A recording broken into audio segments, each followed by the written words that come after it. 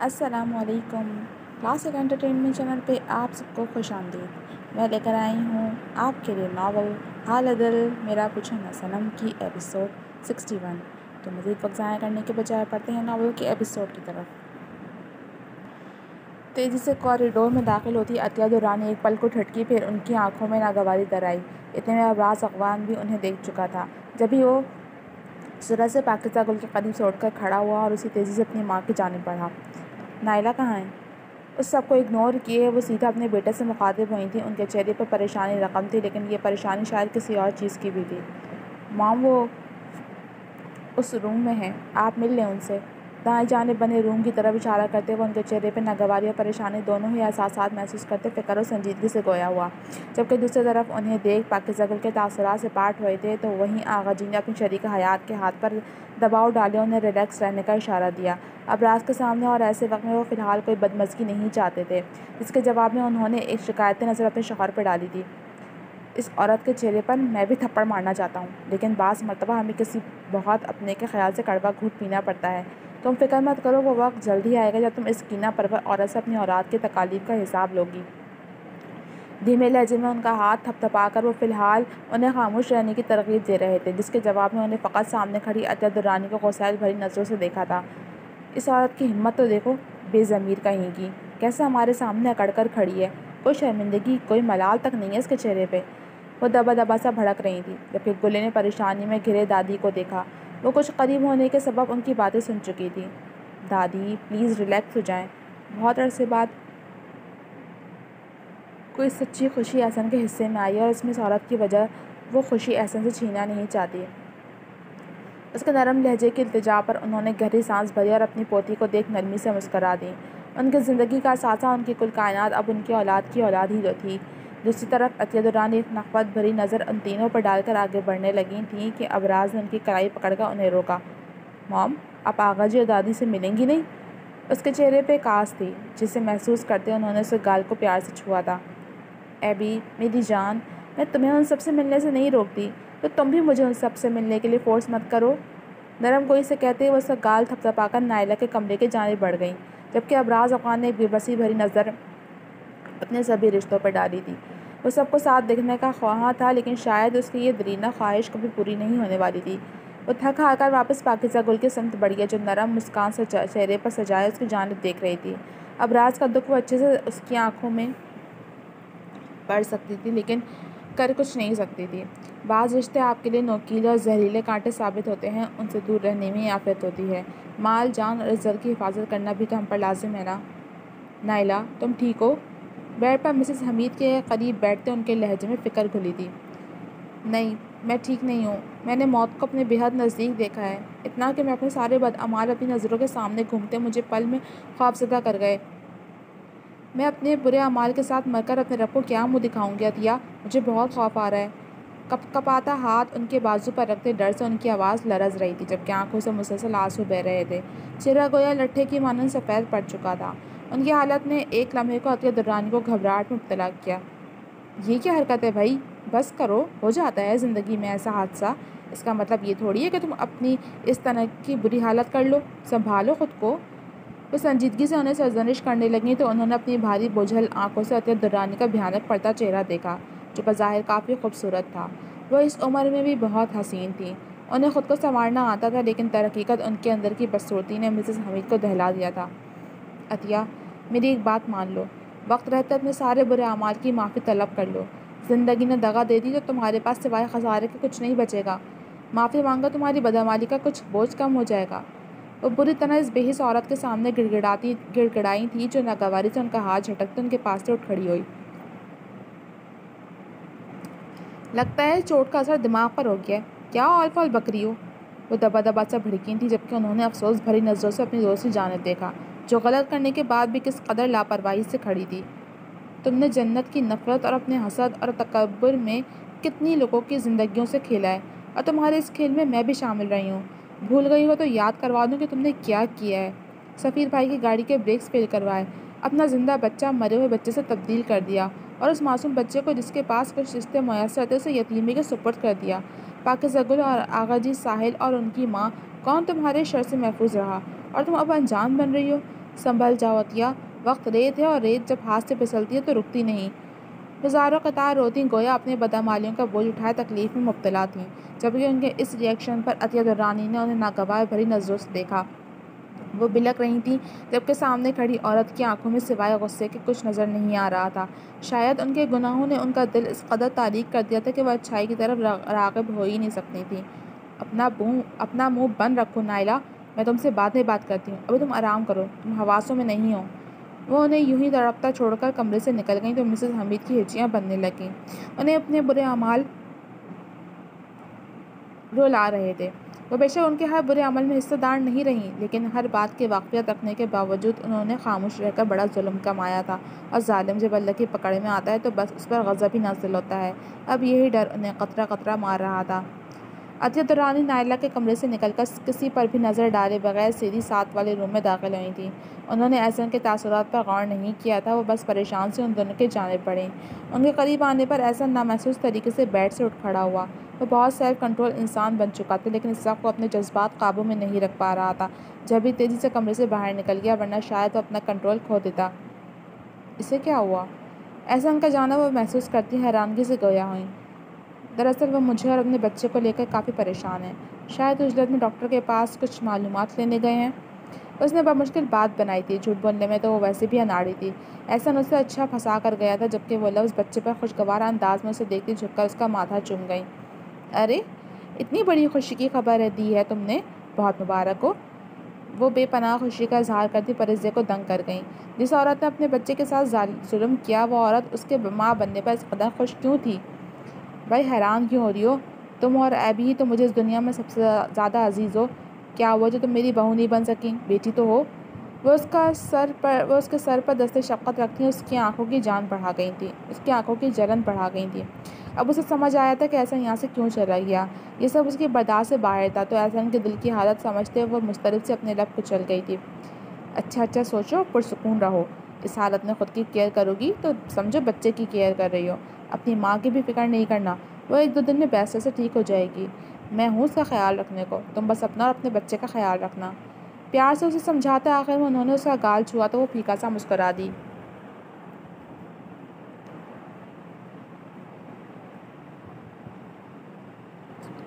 छुट्टी कब मिल रही है? एहसन की छोड़ी जगह पर बैठते वो नरम गोई से मुस्तफसर हुईं। ब्लैक पैंट पर वाइट शर्ट और शर्ट पर लॉन्ग ब्लैक कोट पहने, खुले बालों और नेचुरल मेकअप लुक के साथ काफ़ी फ्रेश नज़र आ रही थी। पर इसे हैरान थी कि वो इतनी पुरसुकून कैसे हैं।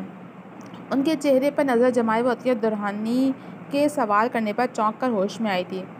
एहसन गए तो हैं पता करने, शायद जल्दी डिस्चार्ज मिल जाए। नरम गोई से उन्हें बताते परिज़े के ध्यान के सारे धागे एहसन के वजूद के गिर्द लिपट गए। अतिया कुछ देर मज़ीद बैठकर चंद बातों और नसीहतों के बाद वहाँ से जा चुकी थी, और उनके जाने के बाद अब इस कमरे में एहसन उसके साथ बिस्तर पर परिज़े के शाने के गिर्द बाजू फैलाए उसे अपने साथ लगा कर बैठा था। अब राज ने सबका मुँह मीठा करवाने के लिए जर्मन को भेजकर स्वीट्स मंगवा रही थी, जबकि रूफ वापस आज जा चुका था। एहसन ने इस मुश्किल वक्त में इसके साथ पर उसका दिल से शुक्रिया अदा किया। वो सब खुश थे, बेपनाह खुश। बहुत अरसे बाद कोई खुशी उनके चेहरे पर सच्ची मुस्कान खिला पाई थी। दादी परिज़े को ढेरों नसीहतें करती जा रही थी, जैसे एहसन अच्छे से नोट कर रहा था, जबकि वो शर्माई से उसके पैरों से लगी बैठी थी। आगा जी अपने बच्चों के खुशबाश चेहरे देख मसरूर हो रहे थे। इस मौके पर उन्हें अपने बेटों की शिद्दत से कमी महसूस हो रही थी। खैर, कमी तो हर मौके पर उन्होंने महसूस की थी, लेकिन इस खुशी के मौके पर उनके दिल अपने बेटों की याद करते बस पल भर को उदास हुआ था। फिर वो उन सबकी जानिब मुतवज्जो हो चुके थे। खुशी के मौके पर उदासी अच्छी नहीं लगती। ऐसा मुझसे छोटा है और उसका निकाह भी मेरे बाद हुआ, लेकिन देखो वो बाप मुझसे पहले बन गया। अब राज ने साथ बैठी पाकीज़ा गुल की समात में अपना शिकवा खोला तो उसने गर्दन तिरछी करते उसे तेज़ घुरी से नवाजा। भूल गए अफ़गानी पुलाव? तो याद करवा दूँ कि हम नॉर्मल कपल नहीं रहे हैं, और ना ही आपके अंदर एहसन जैसी सलाहियतें थी। ये खुशी का मौका एहसन की मोहब्बत और तवज्जो का नतीजा है। जवाबन इतने दिनों के बाद उसका जला कटा अंदाज देख अब रात के चेहरे पर बड़ी खूबसूरत मुस्कुराहट ने टेढ़ा जमाया था। वही उसकी क्लियर साइड स्माइल जो सामने वाले पर अपना सहर तारी करती थी। यार, मैं भी तो इतने दिन से तुम्हें मुकम्मल तवज्जो दे रहा हूँ, मगर अभी तक कोई खातिर ख्वाह नतीजा बरामद नहीं हुआ। अब लगता है तवज्जो हद से ज़्यादा देनी होगी। اس کی کلائی کو انگوٹھے کی مدد سے رب کرتے ابراز کا لہجہ بوجھل ہوا تو اس کی قدر بے باکانہ گفتگو سن کر پاکیزہ گل کے گال کان کی لو تک سرخ پڑے تھے، جبکہ اس دلپذیر منظر کو یوں قریب سے دیکھ ابراز کا دل مچلا تھا۔ وہ اس سرخ لالی کو اپنی شدتوں سے چرانا چاہتا تھا، لیکن یہ ہاسپٹل اور سب کی موجودگی میں وہ اپنے ابھرتے جذباتوں کو بمشکل سنبھالے ہوئے تھا۔ گھر چلیں، احسن کے پاس آغا جی اور دادی موجود ہیں۔ اس کی کلائی پر دباؤ بڑھا کر وہ ہلکا سا اس کی سماعت کی جانب جھکتا خمار آلود لہجے میں گویا ہوا اور ساتھ ہی ہاتھ بڑھا کر اس کے گال کو چھوتی آوارہ لٹکوں اس کے کان کے پیچھے اڑسا تو اس کے بہکے انداز دیکھ وہ بری طرح سٹپٹائی تھی۔ ابراز افغان اصفہانی، اس نے گویا اسے تنبیہ کی۔ پلیز نا۔ وہ بچوں کی طرح ضد پر اتر آیا تو پاکیزہ گل نے اس کی بے قراری نوٹ کرتے اپنے دل کی ایک بیٹ مس کی تھی۔ اس کا اپنا دل بھی محبوب کی رضا میں راضی تھا تو اس نے رضامندی میں دیر نہیں کی۔ باری، بہت تنگ کرتے ہو، نروٹے پن سے کہتے اس نے جیسے ہار مانی تو وہ گویا کھل اٹھا۔ پھر وہ ان سب سے ملتا گلے کو لیے وہاں سے نکل آیا تھا۔ ویسے بھی 2 گھنٹے بعد فریزے کو بھی ڈسچارج مل جانی تھی، یہاں رکنے کا کوئی فائدہ نہیں تھا۔ ممی، اب کیسی ہیں آپ؟ احسن کے حصار میں ان کے قریب آ کر بیٹھتی فریزے کا ان کا حال احوال لے رہی تھی، جبکہ مسز حمید نے نم آنکھوں سے اپنی بیٹی کے معصوم چہرے کی جانب دیکھا۔ اس کے ساتھ جانے انجانے وہ کافی زیادتی کر چکی تھیں۔ انہوں نے آہستگی سے فریزے کا ہاتھ پکڑتے اپنے لبوں سے لگایا تھا۔ میں ٹھیک ہوں، تم ٹھیک ہو نا؟ ان کی بے چین نظروں نے اس کے پورے وجود کو ٹٹولا تھا۔ فکر مت کریں، میں اور آپ کی نواسی ایک دم ٹھیک ہیں۔ اس کے حیا آمیز انداز سے کہنے پر انہوں نے خوشگوار انداز میں احسن کی جانب دیکھا، جس کی آنکھیں ہی نہیں چہرہ بھی تمتما اس خوشخبری کی تصدیق کر رہا تھا۔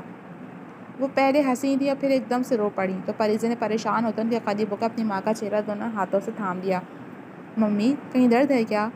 وہ فکر مند سے رونے جیسی ہو گئی تھی اور ساتھ ہی اس کی پریشان نظروں نے پلٹ کر احسن کو دیکھا جو خود بھی متفکر تھا،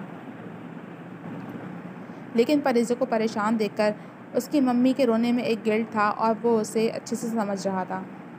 اللہ بڑا مہربان ہے، بے شک اگر وہ ہمارے اعمال پر اپنی نعمتوں اور رحمتوں سے ہمیں نوازتا تو شاید پوری دنیا خالی ہاتھ رہ جاتی۔ وہ ایک مرتبہ پھر سے اس کا ہاتھ چومتی رقت آمیز لہجے میں گویا ہوئی تھی۔ میں بہت خوش ہوں، میری فکر مت کرو، اپنا اور اپنی بیٹی کا بہت زیادہ خیال رکھنا۔ میں اتنی اچھی ماں نہیں بن سکی مگر مجھے یقین ہے کہ تم ضرور ایک اچھی ماں بنو گی اور احسن بھی یقیناً ایک بہترین باپ ثابت ہوگا۔ وہ اب نارمل طریقے سے بات کرتی پھیکا سا مسکرائی تھیں۔ ممی، آپ دل میں کوئی شرمندگی مت رکھیں، آپ نے مجھے بہت اچھے سے پالا ہے، ماں باپ دونوں کی محبت دی ہے، مجھے آپ سے کوئی شکوہ شکایت نہیں ہے۔ فریزہ نے اس مرتبہ ان کے ہاتھ چومے تو وہ کھل کر مسکرائی تھیں۔ بعض مرتبہ میں سوچتی ہوں کہ میری کسی نیکی کا صلہ ہو تم، نہ تم میری جیسی ہو اور نہ اپنے باپ جیسی، ایک نیک دل معصوم روح ہو تم۔ انہوں نے ہاتھ بڑھا کر اس کا دلکش چہرہ چھوا تو وہ جھینک گئی۔ احسن بھی یہی بات کہتا تھا اور اس کے بعد اچھے سے اپنے بات کی وضاحت کرتا اسے سرخ کر دیتا تھا۔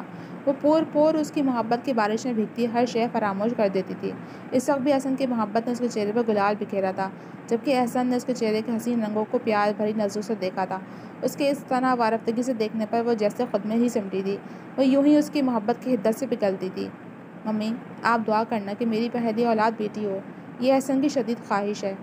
اس نے ایک ہاتھ سے اپنی ماں کا ہاتھ تھام رکھا تھا، دوسرا ہاتھ اس نے احسن کی جانب بڑھایا جسے اس نے سرعت سے تھام کر لبوں سے لگایا تھا۔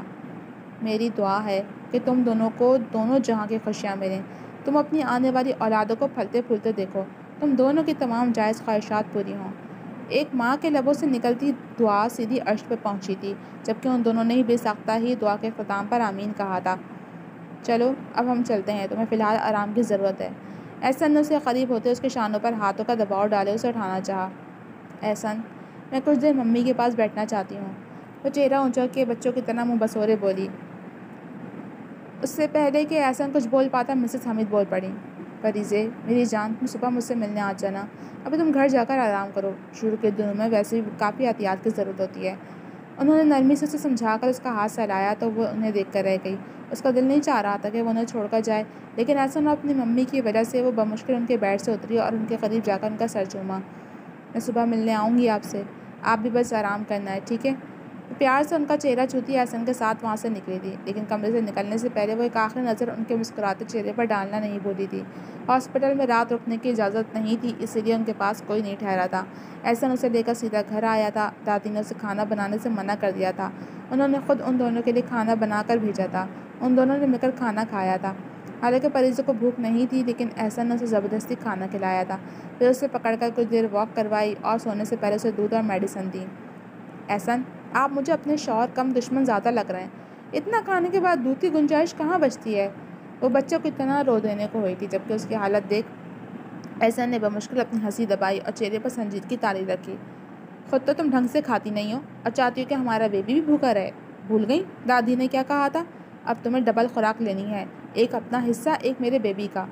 اس کی پیار بھری ڈانٹ پر اس نے کڑوے کڑوے منہ بناتے دودھ کا گلاس بمشکل آدھا خالی کیا تھا۔ بس، ورنہ میں سب کھایا پہ الٹ دوں گی۔ اس نے جلدی سے دودھ کا آدھا بھرا گلاس ٹیبل پر پٹکا تو احسن نے جلدی سے ٹراؤزر کی پاکٹ سے چاکلیٹ کا پیکٹ نکالا، جسے دیکھ پریزے کی آنکھیں چمک اٹھیں۔ تمہیں روز دودھ پینے کے بعد بدلے میں ایک چاکلیٹ کا پیس ملے گا، ایک دفعہ دودھ پینے پر ایک ٹکڑا، دوسری دفعہ پر دوسرا ٹکڑا۔ چاکلیٹ کا ریپر اتارتے اس نے اس کے لپکتے ہاتھوں سے اس پیکٹ کو دور کرتے اسے لالچ دیا، پھر خود ایک ٹکڑا توڑ کر اس کے منہ میں رکھ دیا اور ایک ٹکڑا اپنے منہ میں رکھا۔ وہ ایک طرح کی رشوت تھی تاکہ وہ آرام سے دودھ پی سکے۔ احسن نے پریزے کا بچایا دودھ اسے پلایا اور پھر اسے برش کروا کر خود بھی برش کیا اور اسے لیے بستر پر دراز ہو گیا۔ وہ اس کے سینے پر سر رکھے آنکھیں موندے لیٹی تھی۔ اس کے ایک ہاتھ نے احسن کا حصار کیا ہوا تھا، اسی طرح احسن کا ایک ہاتھ اس کے بالوں میں گردش کر رہا تھا تو دوسرا اس کا ہاتھ اس کے پہلو کے گرد لپٹا تھا۔ وہ ہر تھوڑی دیر بعد کسمسا رہی تھی۔ احسن جو اپنے خیالوں میں گم تھا، اس مرتبہ وہ چونکا۔ احسن کی جان کو نیند نہیں آ رہی؟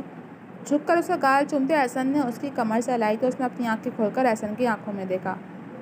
ممی کی طرف ذہن بار بار جا رہا ہے۔ وہ جیسے رو دینے کو ہوئی تو احسن نے اسے اپنے سینے میں بھینچ لیا۔ یہ تمہاری کنڈیشن کے سبب موڈ سوئنگ کا نتیجہ ہے اور کچھ نہیں۔ وہ آرام کر رہی ہوں گی، ورنہ میں تمہاری ان سے بات کرا دیتا۔ ہم صبح ان سے ملنے جائیں گے۔ بس ساری سوچیں ذہن سے جھٹک کر اب تم سو جاؤ۔ نرمی سے اس کا شولڈر سہراتے اس نے پریزے کا سر چوما تو وہ فقط سر ہلاتی احسن پر اپنی گرفت مضبوط کر گئی۔ احسن کافی دیر تک نرمی سے اس کا سر سہلاتا رہا تو کبھی اس کی پشت، اور جب اسے پریزے کی بھاری ہوتی سانسیں محسوس ہوئیں تو خود بھی پرسکون ہوتا آنکھیں بند کر گیا۔ رات اپنے اختتام کی جانب گامزن تھی جب احسن کے فون کی کالر ٹون بڑے زور و شور سے بجی۔ اس نے ہڑبڑا کر آنکھیں کھولیں اور پریزے کے آرام کے خیال سے سرعت سے ہاتھ بڑھا کر کال ریسیو کی۔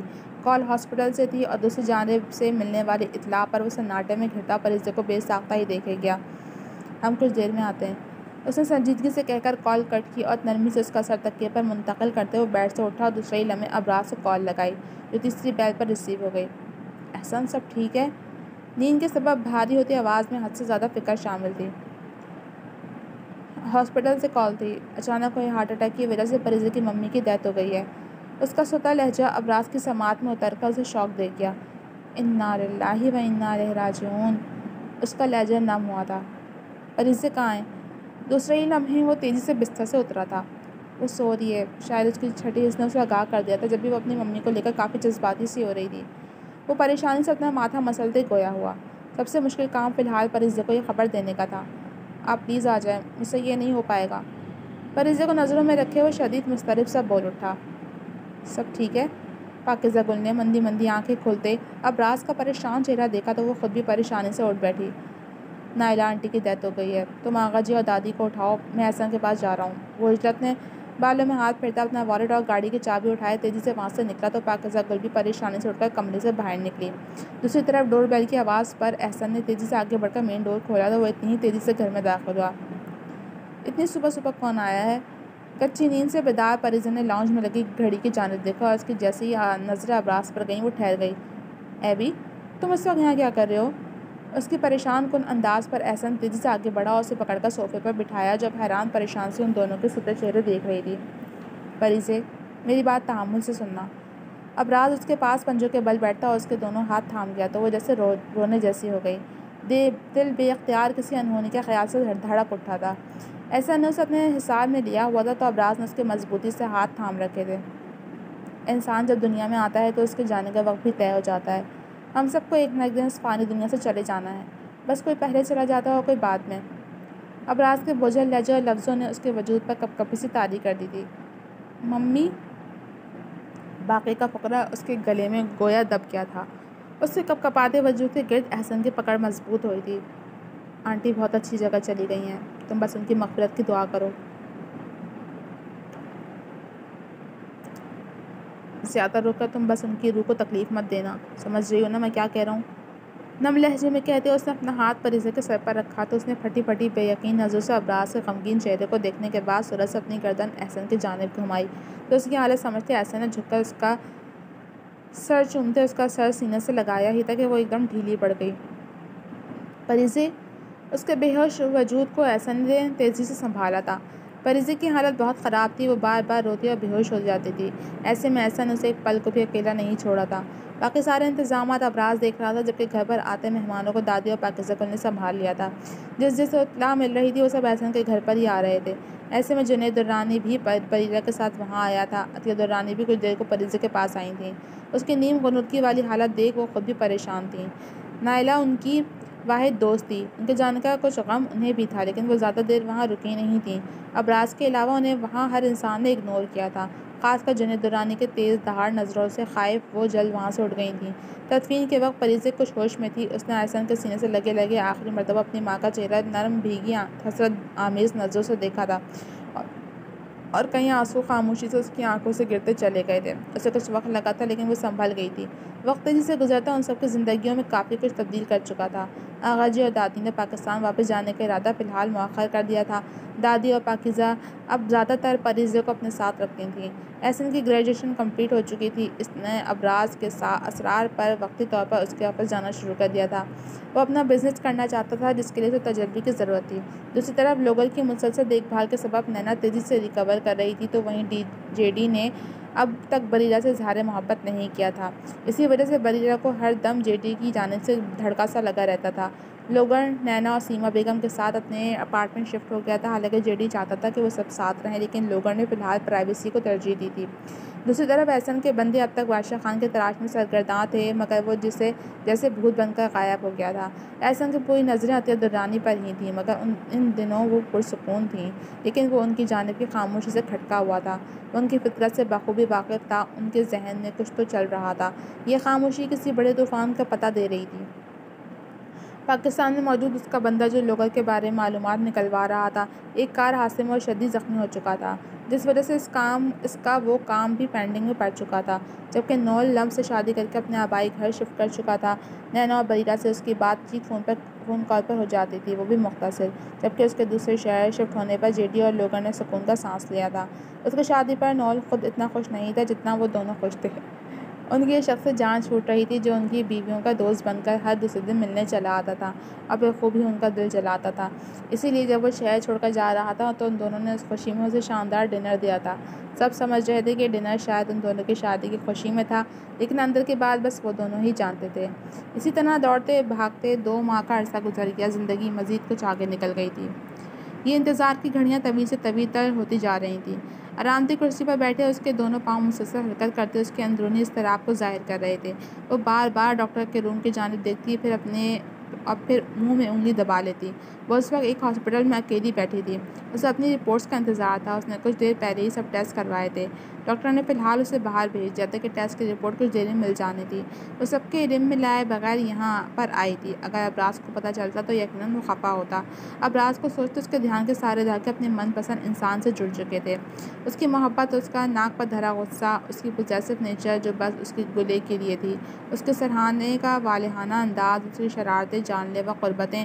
وہ مسلسل اسے سوچتی مسکرائے جا رہی تھی کہ اس کے فون کے رنگ ٹون نے تیزی سے بجنا شروع کیا تو اس نے دیری کیے بغیر جھٹ بیگ سے فون نکالا تو اسکرین پر ابراز سی پیک جگمگا رہا تھا۔ اس نے اس صورت سے کال اٹینڈ کی۔ کہاں پر ہو؟ دادی کہہ رہی کہ تم کچھ دیر کا بول کر نکلی تھی اور اب گھنٹے سے اوپر ہو چکا ہے۔ تمہیں اندازہ ہے کہ وہ پریشان ہو جاتی ہیں۔ اس کے سلام کا جواب دیتے ہوئے سنجیدگی سے اسے سرزنش کر رہا تھا۔ میرا شاپنگ کا موڈ تھا تو بس میں نکل آئی، اور دادی کو بیچ میں مت لائیں، یہ کہیں کہ آپ پریشان ہو گئے۔ نچلے لب دانتوں میں دبائے وہ شرارت سے گویا ہوئی تو مقابلے کی تیوری پر بل پڑے۔ شاپنگ کا موڈ تھا تو مجھے کہتی، ہم ساتھ چلتے، اکیلے کیوں نکلی؟ اس کے سخت لہجے کے استفسار پر پاکیزہ گل کے لیے محبت اور فکر پنہاں تھی، جسے محسوس کرتے وہ خوبصورتی سے مسکرائی تھی۔ میں اس خطاب پر ابراز افغان اصفہانی صاحب کی ہر سزا سہنے کو تیار ہوں۔ اب خوش؟ اس کے من پسند جواب پر مقابل کے لبوں پر کھلتی ترچھی مسکان واضح ہو کر اس کی آنکھوں میں خمار سا بھر گئی تھی۔ تیار رہنا پھر پیار بھری سزا کے لیے، بوجھل گمبھیر لہجے میں کہتے اس نے پاکیزہ گل کے وجود میں ایک سنسنی سے دوڑا دی۔ میں بس 5-10 منٹ میں گھر کے لیے نکل رہی ہوں، دادی اور ان کے کھڑوس پوتے کو بتا دیجیے گا۔ اس نے گھبرا کر ایک دم سے بات بتلی اور پھر جو منہ میں آیا بول کر دانتوں تلے لب دبا گئی، جبکہ وہ اس کی گھبراہٹ محسوس کرتا بغیر آواز کے ہنس دیا۔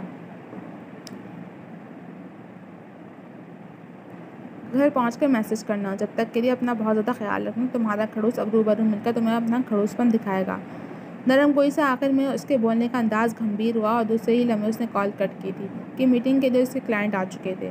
اسی اثنا میں اس کا بلاوا بھی آ گیا تھا۔ وہ کچھ پریشان سی نرس کے ساتھ ڈاکٹر کے روم میں داخل ہوئی اور 5 منٹ بعد اپنی رپورٹس پکڑے سر جھکائے خاموشی سے وہاں سے نکل آئی۔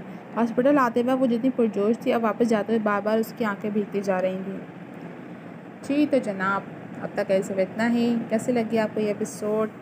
کیا آیا ہوگا بلے کی رپورٹ میں؟ اور عطیہ درانی کا سچ آخر کب کھلے گا سامنے؟